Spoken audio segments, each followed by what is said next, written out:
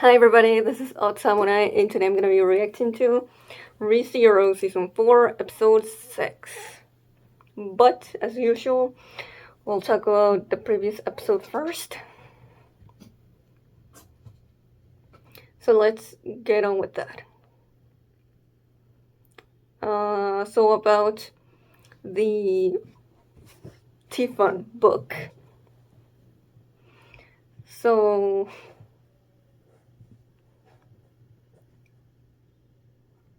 there is a small chance that this isn't,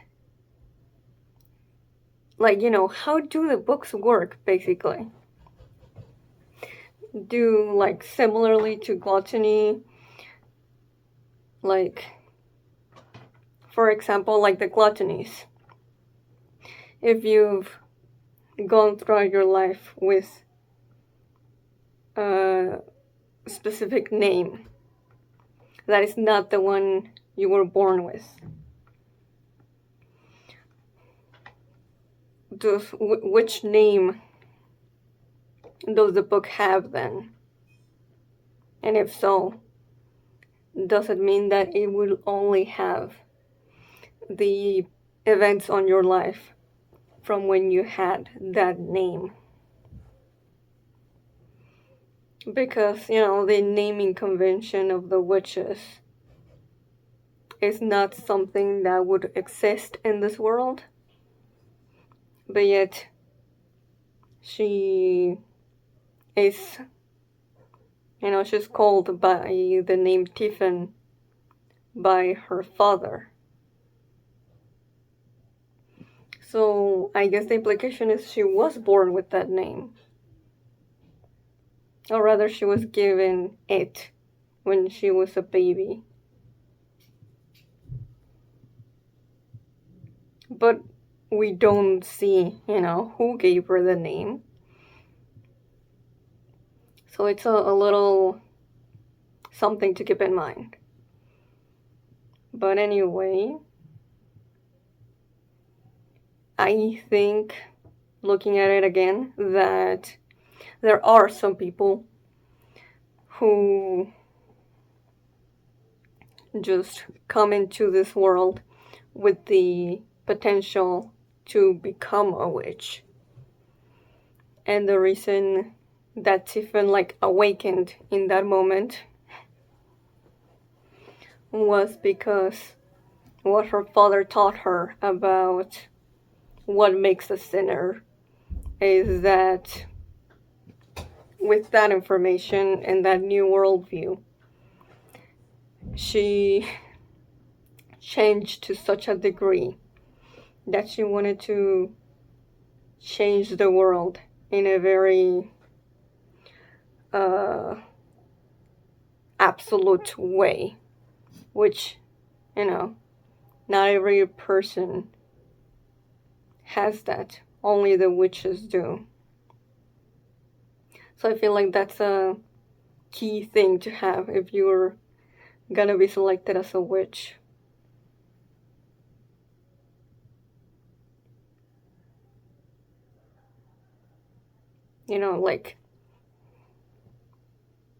Technically, it's not like Tiffin had the goal of changing the world with her ability, but because of the way that now she wanted the whole world to be judged upon how do the sinners, or how do people, whether they see themselves as sinners or not. That's what triggered her getting that ability, because it would be something that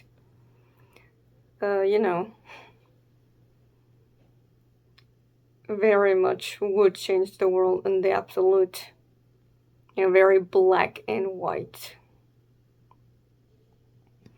But if I recall correctly, during season 2, in the graveyard, when Subaru meets Tiffin, I'm pretty sure there's a second part to this.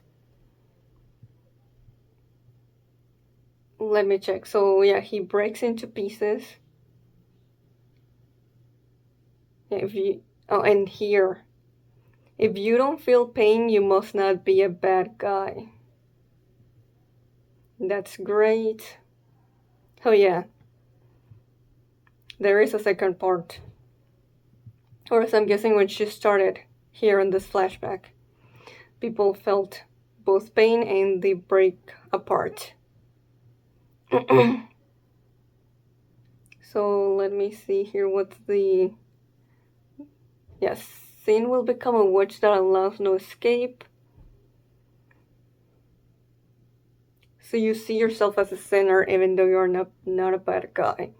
So if you see yourself as a sinner, you break into pieces.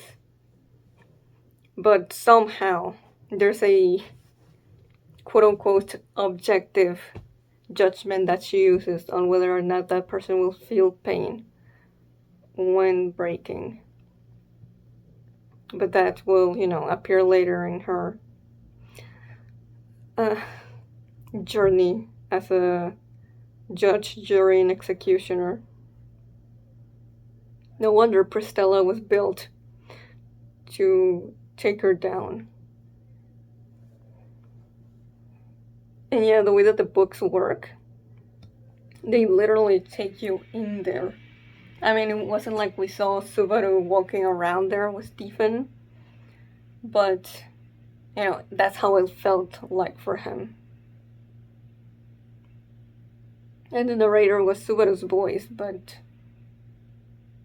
he was just trapped there, forced to read it, as if it was him writing about her life.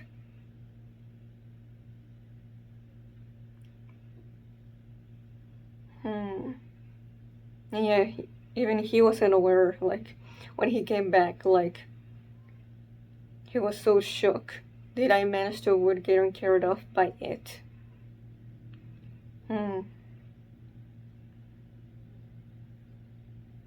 glad that Subaru and Amelia did talk a little bit about the graveyard trials here, but not like how I wanted. They're just putting on a tough act and be like, yeah, they were all a piece of cake.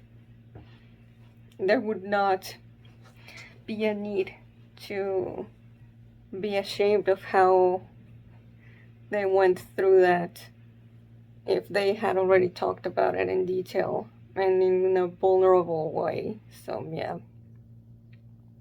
Then we have Julius experiencing the same thing with Book, with a former general of the Valakia Empire. And I felt like that name was familiar from season 3, but I wasn't sure, so I didn't say anything last time. But yes, this is where Kurgan was from. And Wallachia was a country, or is, where demi-humans are more welcomed. At the very least, more than Lagunica, it seems. Though there's still discrimination there. So then we go to Mei Li and Subaru. And I think now I'm leaning more towards, I think she's meant to be an example of accepting what you have and making peace with it. And it's also a way to show why she doesn't hold a grudge against Subaru and the others for taking away the only connection that she used to have with another person, which was Elsa. Just like she doesn't look at her parents in a negative way for dumping her or abandoning her. She understands in a, logical level why Elsa was killed by Garfield. And then she makes the comment of like, if you were to die, would your book just show up here? And I said like, well, he'd rewind before a book even appeared. But actually, I don't know. Could it be possible that there's multiple books about Subaru every time he dies? I don't know. We'll have to wait and see. Might be, why that part of the opening where he says a bunch of his deaths could be about. Then we have Shaola explaining the rules, but not really. They're kind of vague, but I feel like we're gonna have to fight her at some point. So she's not a spirit, so I think she might be either she is a weird type of Mahavist, or she turns into a Mahavist when the rules get broken. So melee could come real handy here. Also, that rule about don't disrespect the records, the books in the library. That feels like okay, but what encompasses being disrespected? And by the end, we get to the next test, which includes meeting a version of the legendary hero Reed, aka the stick swinger. And his personality is as Shaola had told us. And I feel like we're gonna get some real interesting stuff regarding Julius here because of how much he admires Reed, and maybe a lot of how he, formed his identity as a knight was through what he knows about him. So I feel like this could be super good for him, and to getting some more insight into Julius and why it means so much for him to be a knight, specifically the way that knights are, kept to a certain standard in Lugunica. Plus, I usually don't look at the episode title, or rather try not to pay attention, but the new episode is called Julius Euclius. And whenever there's a episode title with a character name, it's always a banger, so I'm expecting greatness. So let's get started in 5, 4, 3, 2, 1, go!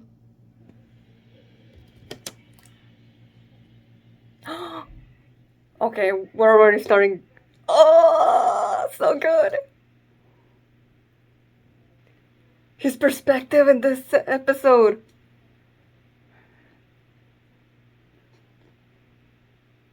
Holy shit!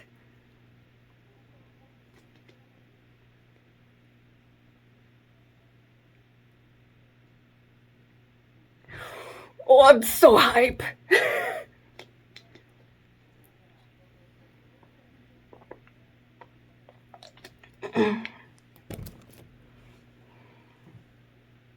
I think Julius tightening his fist there, I think it's because he took offense to what Subaru did, because he didn't see where Subaru was coming from until Subaru said that it was all because something along the lines of he wants to, be everything for Emilia. And Julius like, okay, it's not like I'm unreasonable enough to not see those feelings, what those feel like.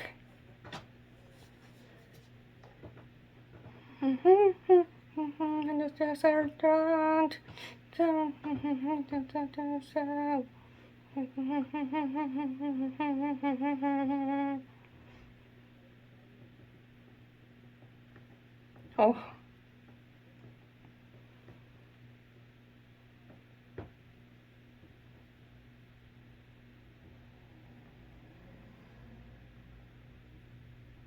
No. Oh, this is Reed's voices. Tomokazu Sugita.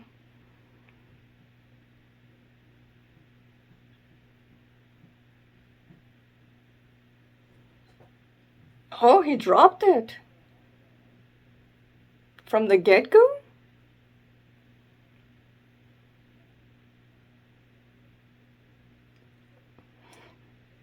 Gotcha. This makes total sense from him.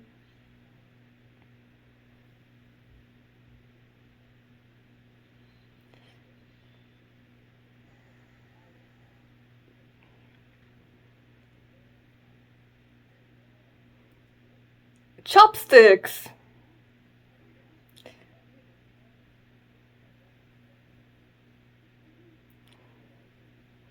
Oh my lord. This is even more humbling than I thought it would be.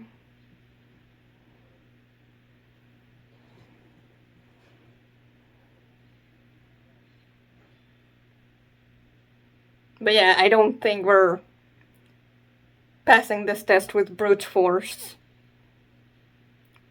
Animation, though, is nice.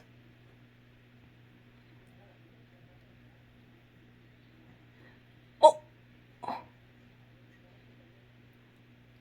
Foxina used magic.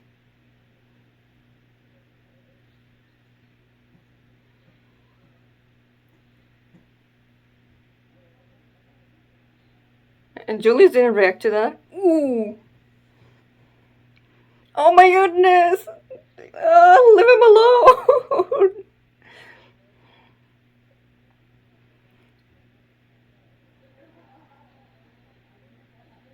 mm. Oh my god. Yeah, she's really pushing herself.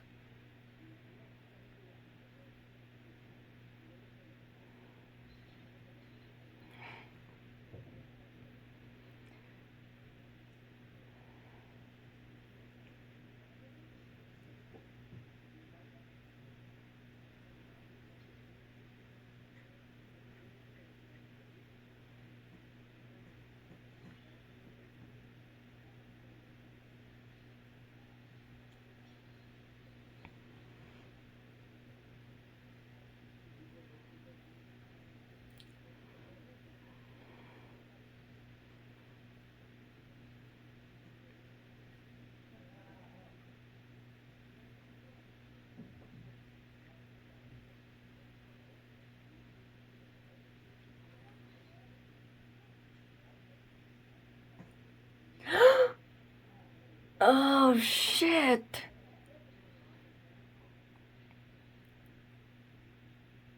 He actually punched him.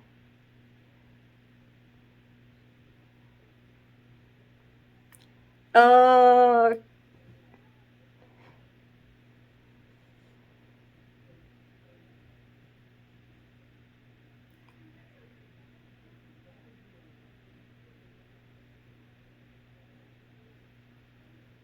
Ugh.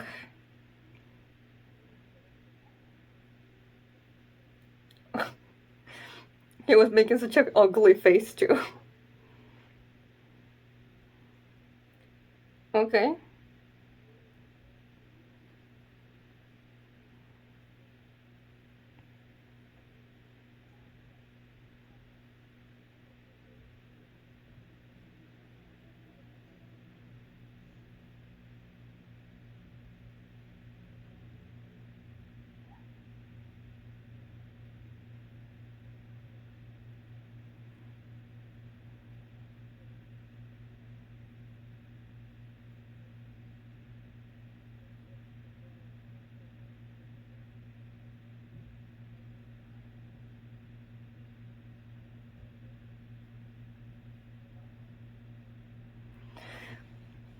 But he didn't provide a way to actually win.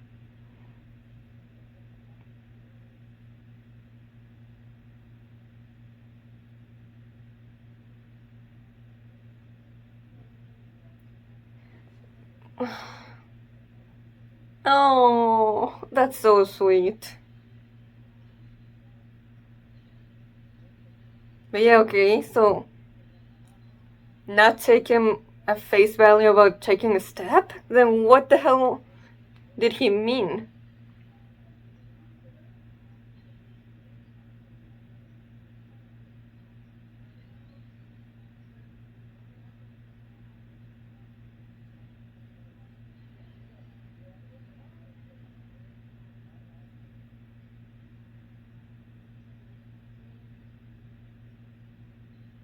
Mm, oh, close combat. CQC, I don't think it's the play. Oh? Maybe there's a purpose as to where she's throwing down the weapons. Oh! Yeah, that's this type of combat style is making me think of Unlimited Blade Works. Yeah.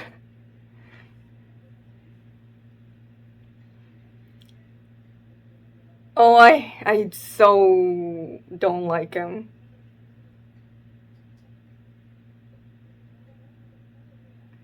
Punch him. Okay, that works too. And I hope he stays down. Ugh.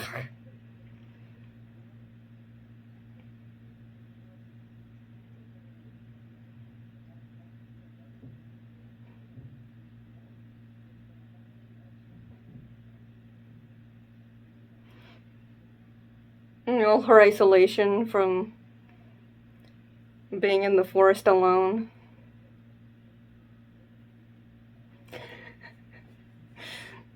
Thanks, Subaru, for getting angry on my behalf. And Amelia's.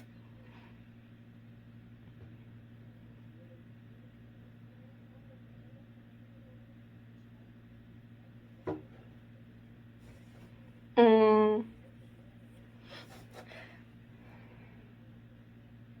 I think he might have to.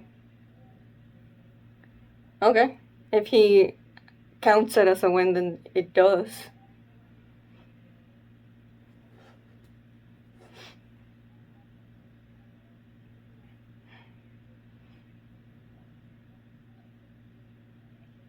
I mean, he would have looked bad either way after what he pulled with Amelia.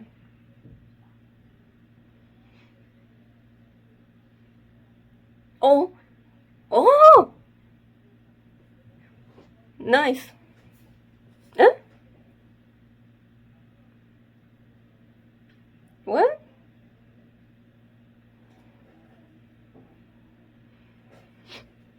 Oh shit. Isn't that a win for the whole group?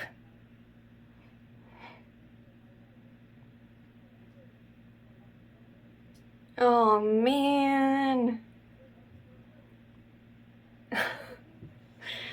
Fair enough.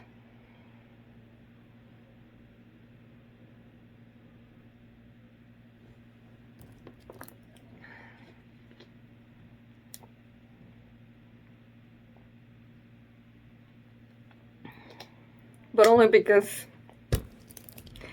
of how he looks at women.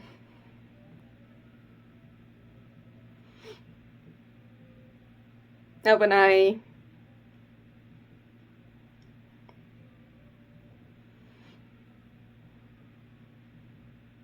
uh definitely.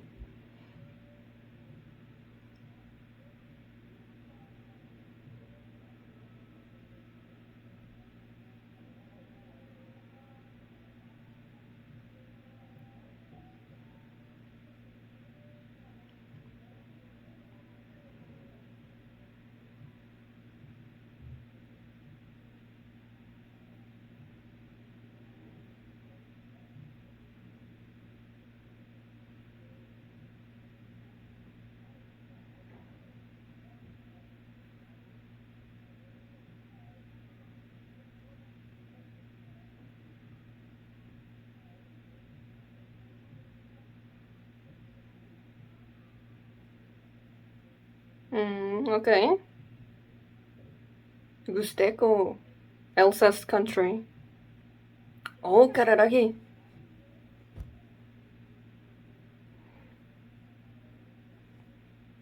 Right, yeah, it is weird he was wearing traditional Japanese clothing.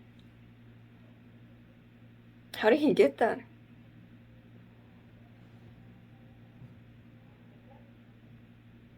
Mm, okay.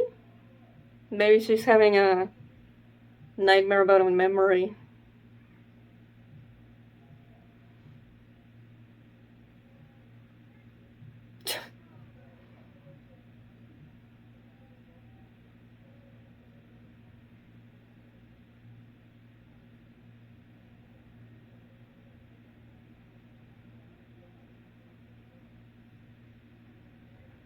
That never happened.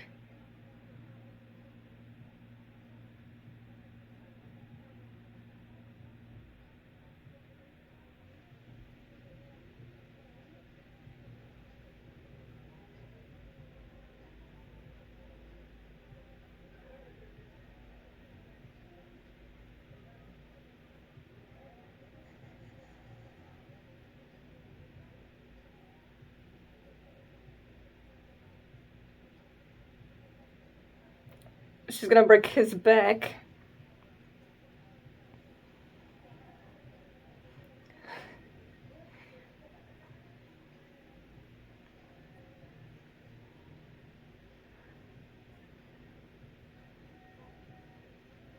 I. Can you just stop doing that?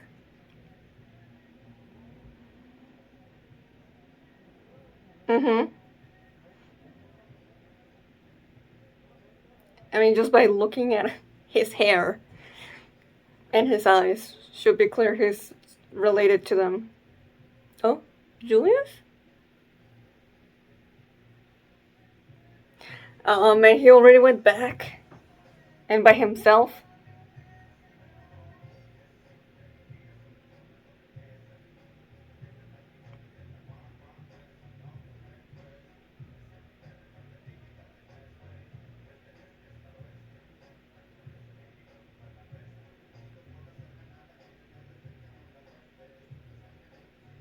Yeah, Julius right now. If he hasn't changed his way of looking at things, nothing is gonna change.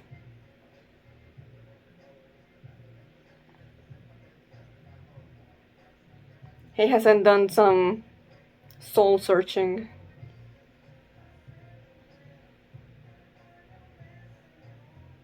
Yo, the music!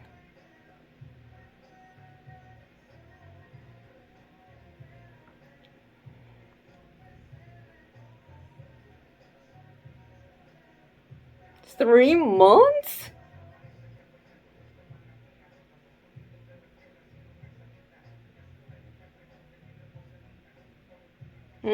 That was one of the old guys in episode 13 of season 1.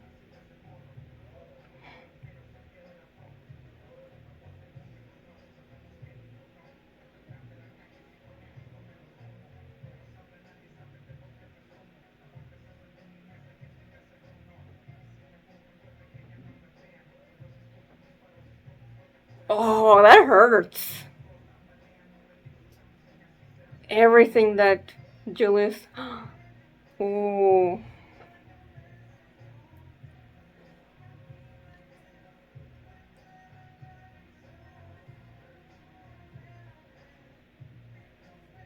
Oh man, I feel like everything that Reed says really pierces Julius' heart. All of his insecurities.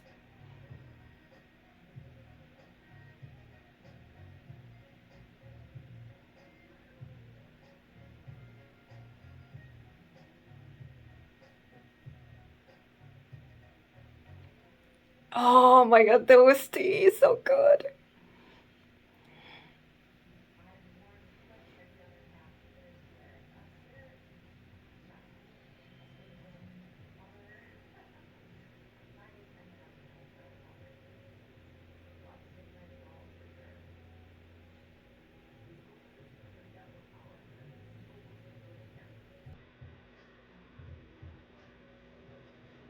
Wow. Oh, Julius. Oh.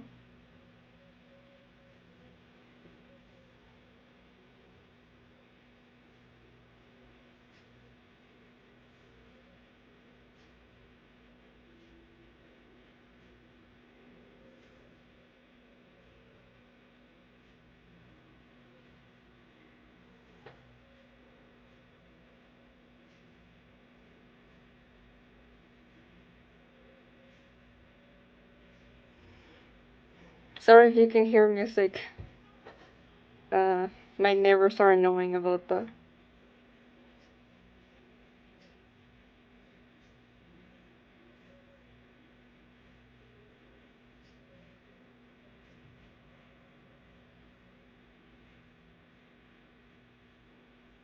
Oh, this is so sweet.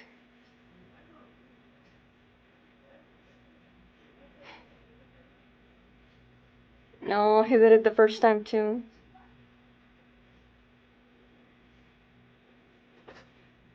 No, Julius is smiling.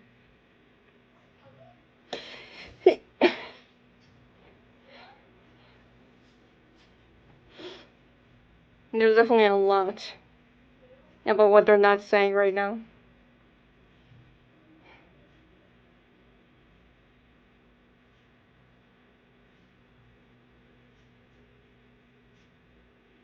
Yeah, he figured it out.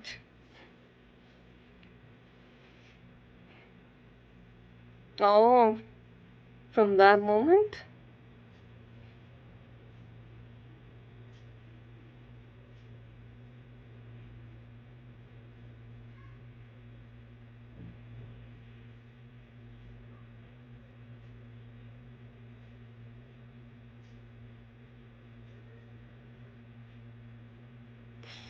That's just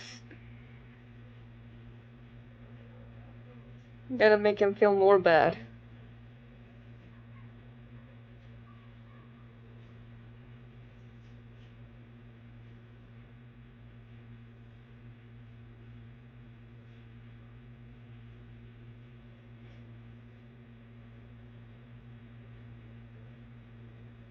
Hey, let's go. He's actually able to see the positive in it. Although, I think Julie's putting up a bit of a front here. Or maybe um, a lot instead of a bit.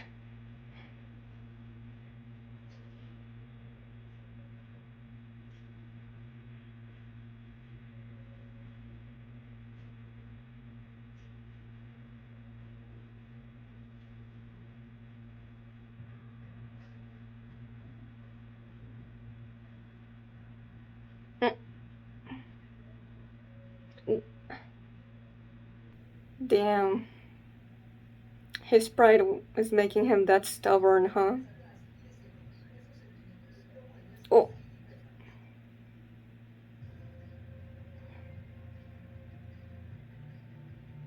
oh, Julius.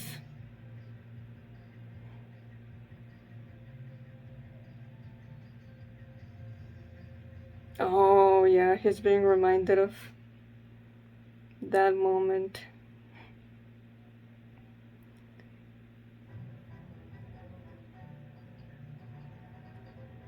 He's reminding him of himself?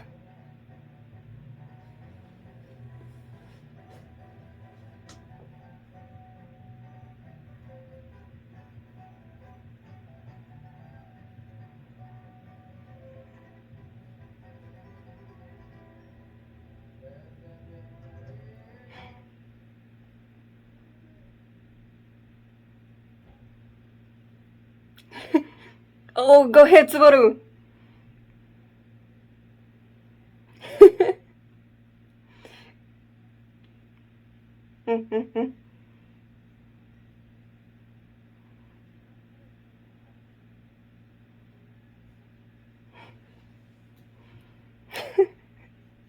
Oh, he knows so well.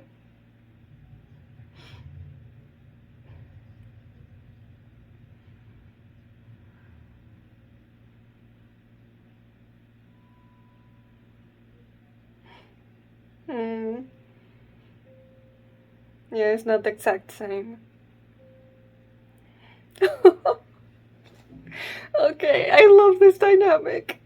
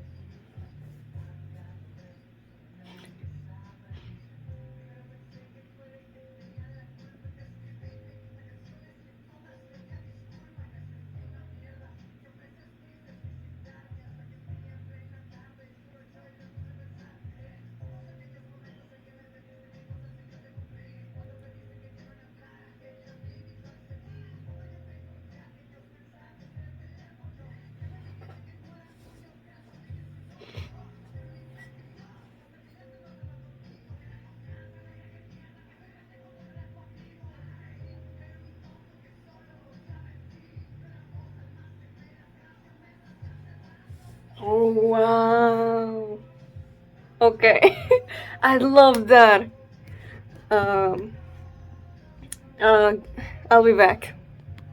Hey, I'm back. So, it's been around 1 hour and a half since I said I would be back. And, well, I needed that because, man, the neighbor's music was so loud. I could not concentrate, and I know it was going to be also a distraction for you guys too, but it'll, while I was watching the episode, it also took me out of it, so it's just, all around a unfortunate experience.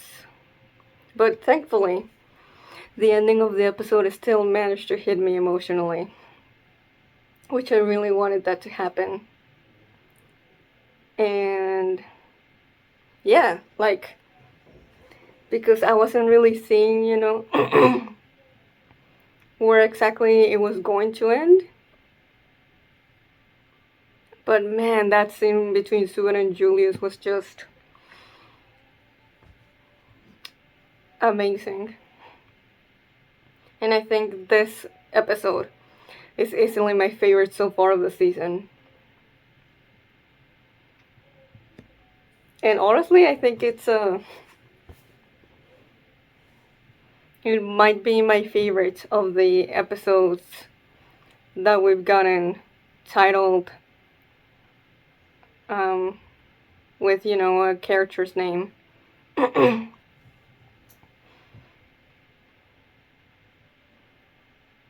So, yeah.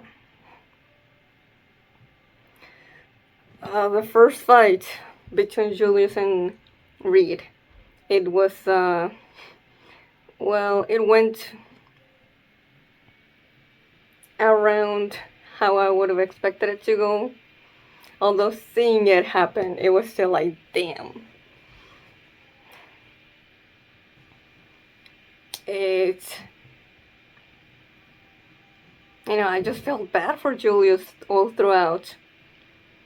And it did come to mind because I did say, right, like, damn, this gotta be real humbling for Julius. When, that he's right now in the, position that Subaru was in. When Julius just one-sidedly beat him up in season 1. But just like back then, I think Julius very much needed this.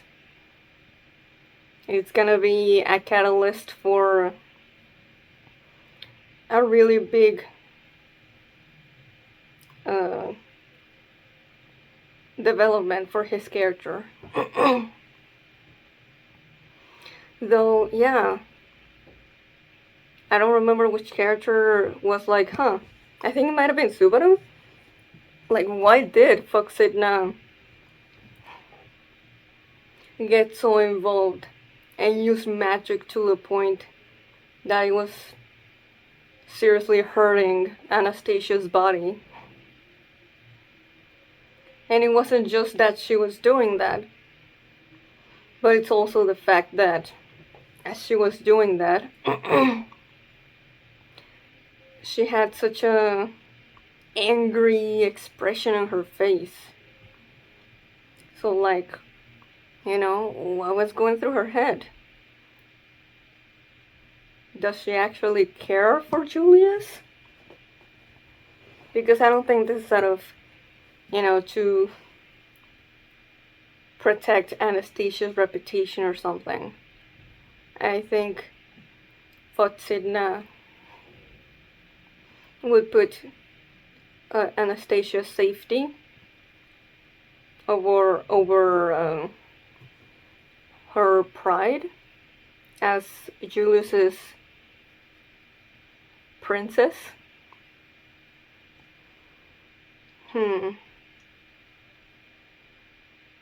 So I guess this could be like she thought Julius was in danger of death, so that's why she went this far. But still, I did not see Foxidna getting so agitated by seeing that. Not only that, but Julius saw her using magic, and not only did he not say anything at the moment, he also didn't say anything about it after. Granted, there were more things that he was worried about, understandably so, but I'm just wondering, does Julius think that Anastasia can use magic? Or has he known all along that Foxidna is the one in control of her body?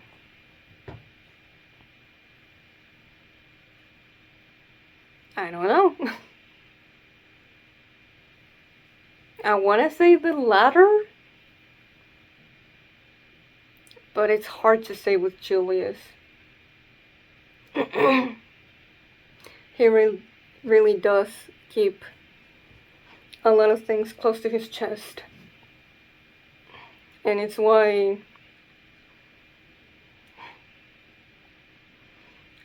seeing the ending scene with him like doing all he could to push Subaru off and get him to stop carrying him was, something really rare for him. That was him putting his very raw emotions all in full display.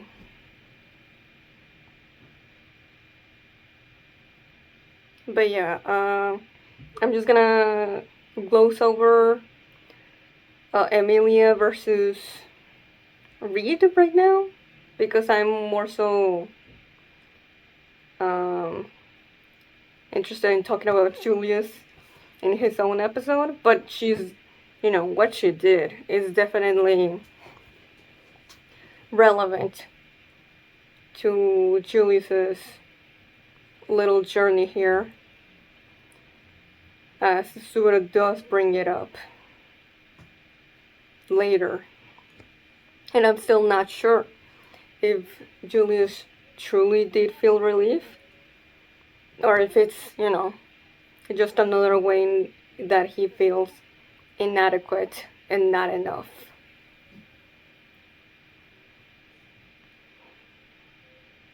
We got a little bit of lore drop on like the strongest people on the other 3 countries we know outside of Lugunica. But I think I've seen like the design of like 1 or 2 of them before, so I'm sure we'll meet them eventually. But anyway, yeah, I totally understand why Shaula doesn't like Reed. Like, I already was getting bad vibe from him last episode, but yeah, the guy sucks. Okay, so we get Julius versus Reed, round 2.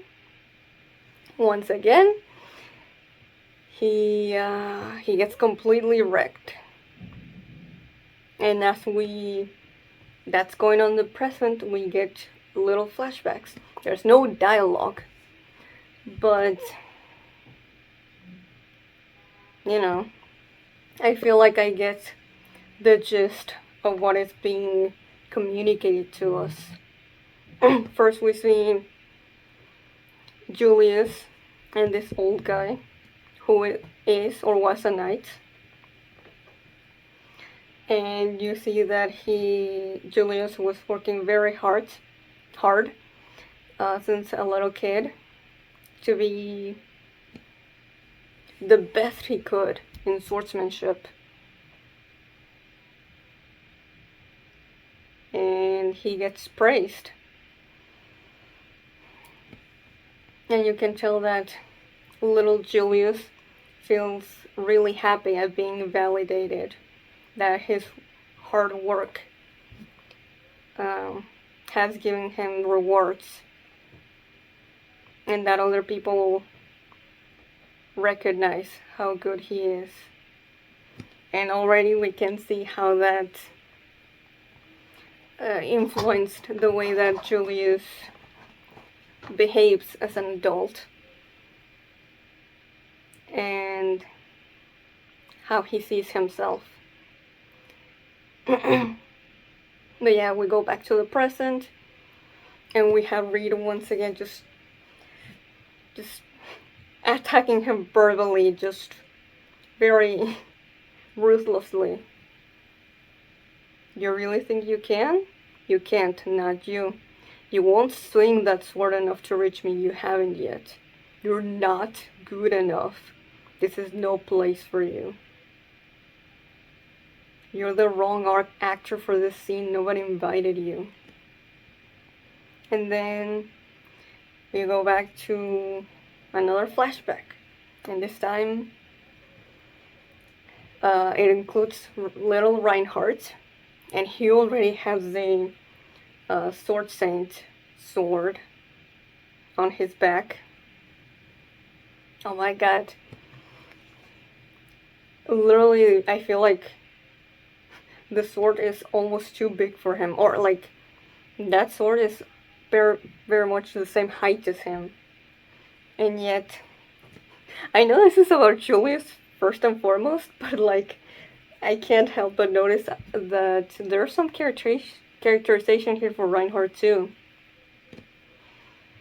I feel like this is after Wilhelm blamed him for Theresia's death and yelled at him during the funeral.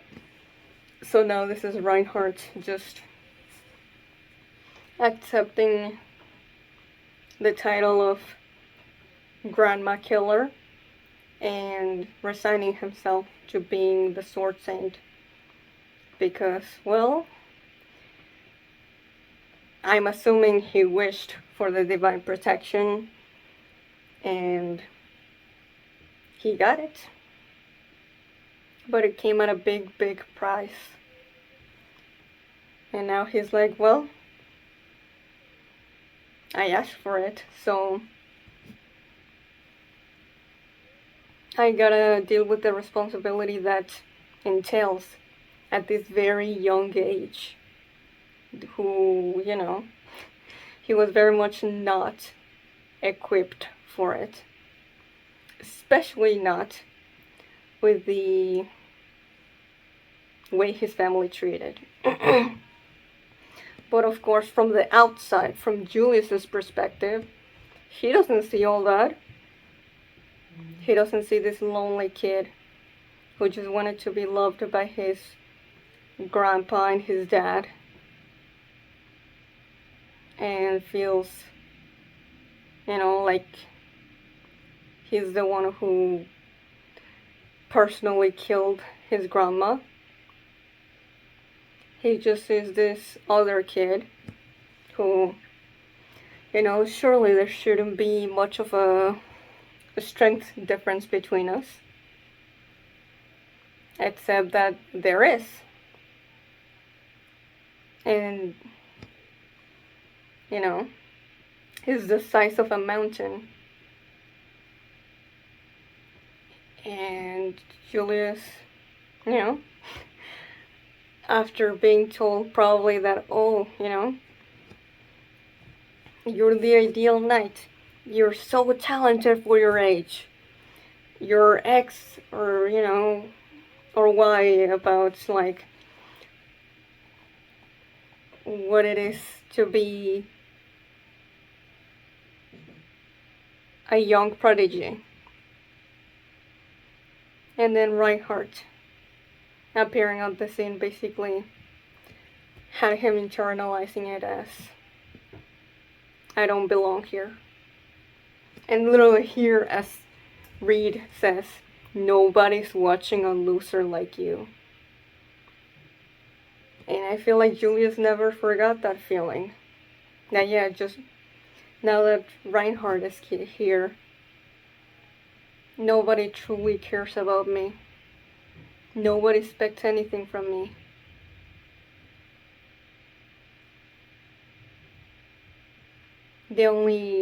I'm guessing, the only person who stopped him from feeling like that 24/7 was Anastasia. But she doesn't remember him. So right now Julius's mental state is at a big low right now. But the thing is that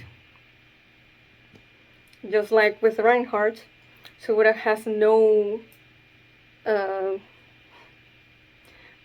preconceived notions about either Reinhardt or Julius. Just from the first meeting, Subaru made his stance clear on why he feels the way he does about both of them. And it has nothing to do with their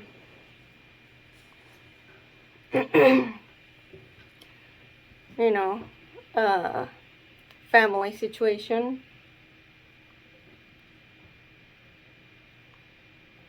But simply about who they are when he met them. Oh, yeah. And when Reed says you're just getting more and more boring, he gets a flashback of Anastasia making him her knight. And then we get a flashback of him and Subaru in the winning loop of defeating Betelgeuse.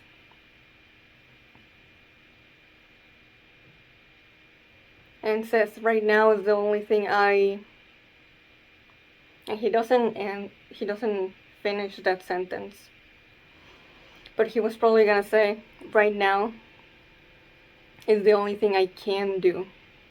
Or I can be. And I'm trying to live up to the expectations that Anastasia and Subaru have of me. Of the person that I am inside of their hearts. Because they're the only two who have never made him feel lesser than.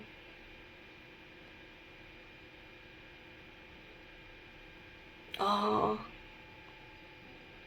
Yeah, and just right before Reed is about to do the final hit,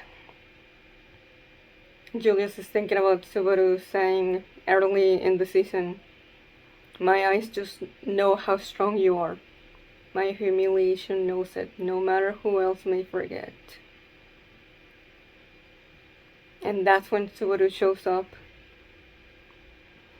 Oh man, that look Julius gives him before we see him vanish into the ether is yeah, it really hits, because you can really tell that whether Julius realizes it or not in that moment, I feel like he's definitely scared of letting Subaru down here. Like maybe he feels some type of shame that Subaru has caught him looking like this in this situation, failing for a second time, not being able to, you know, stand up to the standards that he has for himself and that he thinks he has to always be at.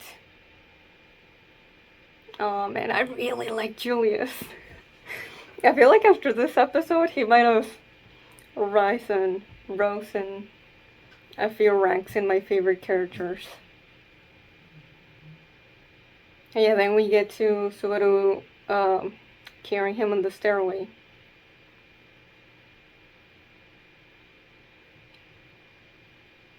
But yeah, oh, when Julius asks,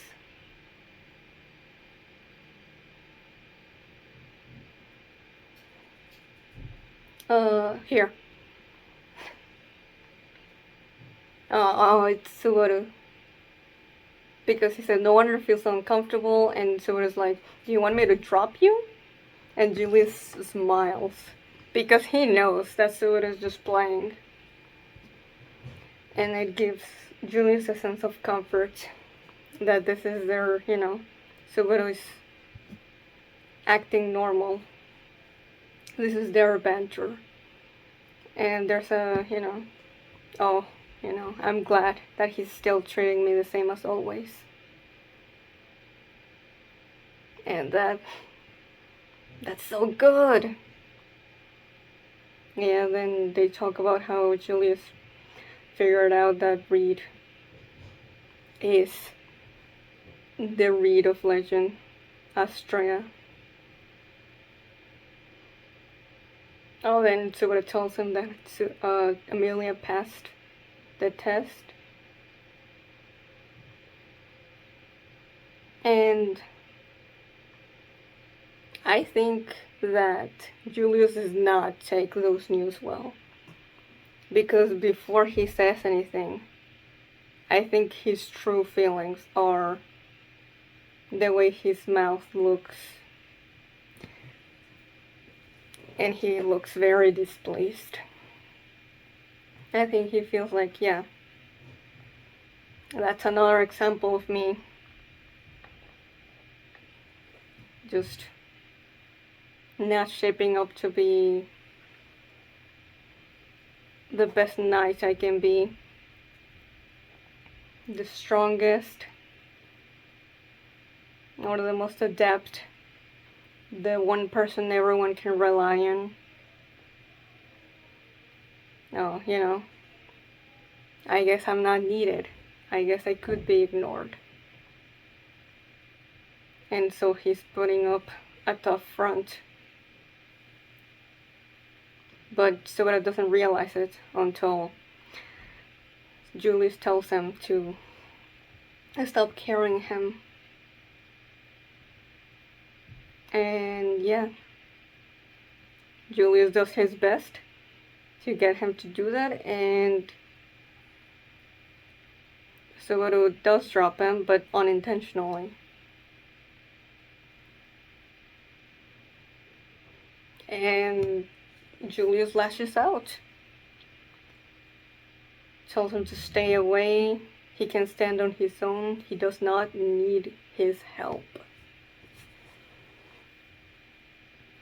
And Subaru recognizes that behavior right away.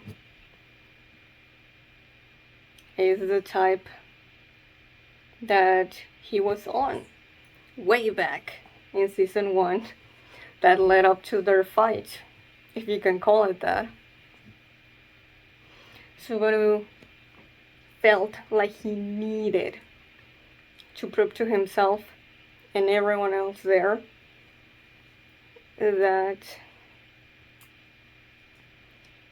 he's someone that can be called a knight. He wanted the recognition for self-satisfaction when it was really not needed. That he was not doing it for Amelia, he was doing it for himself. He just wanted to tell himself that this guy, Julius, isn't that much better than him. All those insecurities that Subaru had about how this guy in every way is just a reminder of all the things he lacks. And that's why he couldn't back down. Just like Julius couldn't do that with Reed. But also by doing that, in the manner that he did, he ended up isolating himself.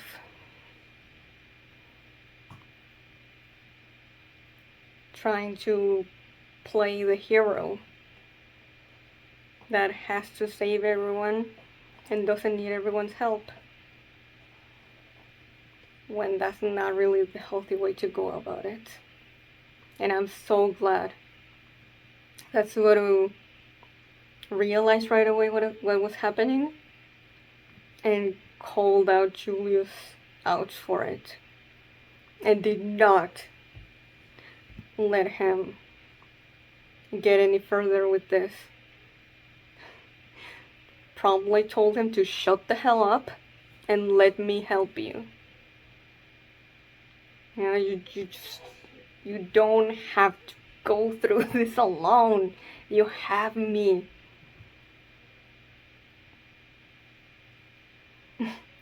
But also, even if you push everyone else away, I will sure as hell not let you do that with me. Because more than anyone, I know what you're feeling here. He beat you, kicked you, knocked you down, and you still had no choice but to keep going after him, right? You had to get it out of your system. Yeah. It was certainly a way to wake up to a hard to swallow truth.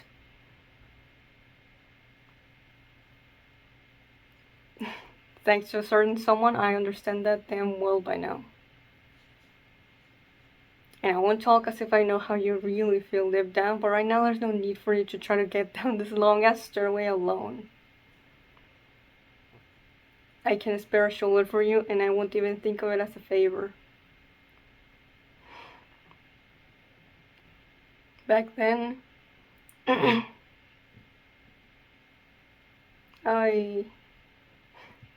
he doesn't finish that, but says, I'm not gonna let you go down the stairs alone.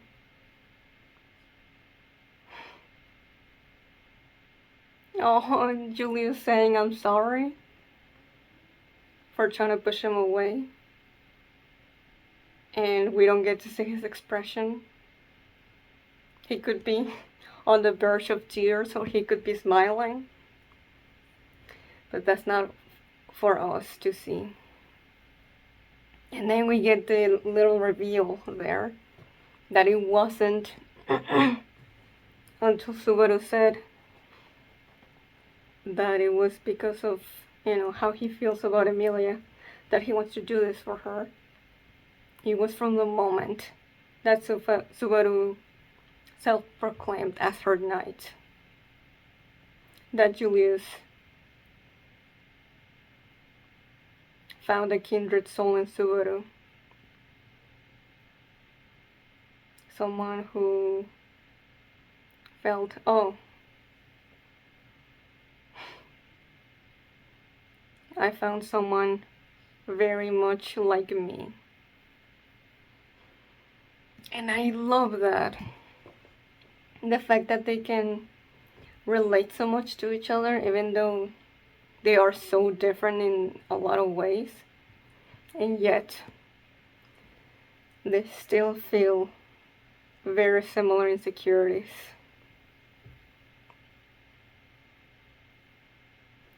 Yeah. I feel like I talked a lot, but this deserved a long talk. So, if you enjoyed this reaction, please like and subscribe. Till next time, see ya.